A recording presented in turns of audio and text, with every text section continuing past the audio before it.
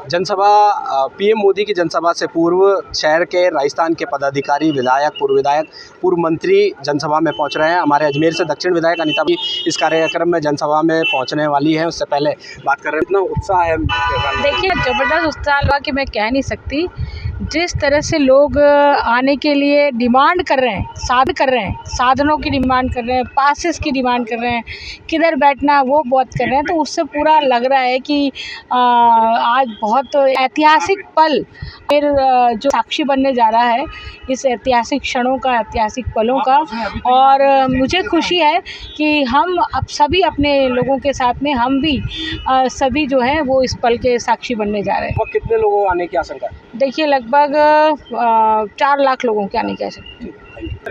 आज अजमेर में कायड़ विश्राम स्थली पर हमारे देश के माननीय प्रधानमंत्री जी नरेंद्र मोदी जी की जनसभा और 9 साल की उपलब्धियों के ऊपर जो सभा हो रही है, उसमें सभी कार्यकर्ता और गांव के दूर दराज गांव ढाणियों से सभी गांव ग्रामीण वासी अपने गांवों के बंधु भी आ रहे हैं।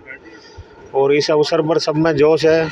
जो गांव में जो योजनाएं लागू हुई, चाहे शहरों में हुई, चाहे स्मार्ट सिटी वाली हुई, चाहे प्रधानमंत्री ग्रामीण आवास वाली हुई, कई योजनाएं हैं, चाहे जल जीवन मिशन में अभी कामकाज हो रहे हैं, तो लोगों में बहुत बड़ा उत्साह है। और जन कल्याण के जो कामकाज हो रहे हैं, जनता की भलाई से जुड़े हुए जो काम हो रहे हैं, उससे लोगों में बहुत पॉजिटिव विचार हैं और प्रधानमंत्री जी को सुनने के लिए यहाँ पर आ रहे हैं लोग।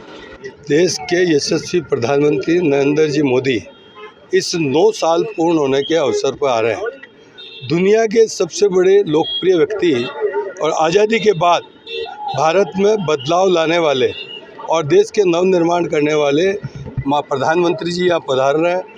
और अजमेर में ही नहीं बल्कि संपूर्ण राजस्थान में उत्साह का वातावरण है।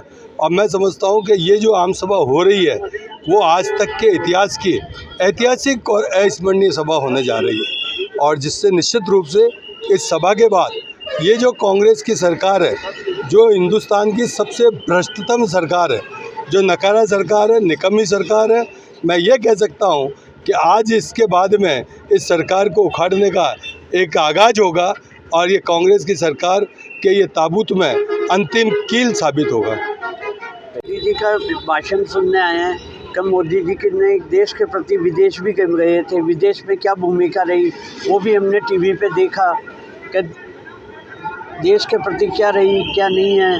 दूसरा, अभी जो लोकसभा में उन्होंने जो लोकार्पण करा उसमें भी नई संसद भवन में उनमें हिंदू राष्ट्र की भावना जागृत थी।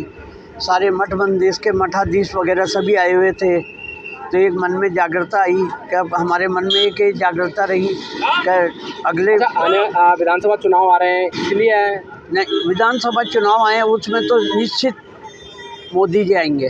राजस्थान में जो आना है वो मोदी जी का निश्चित है, उसमें तो कोई संशय नहीं है।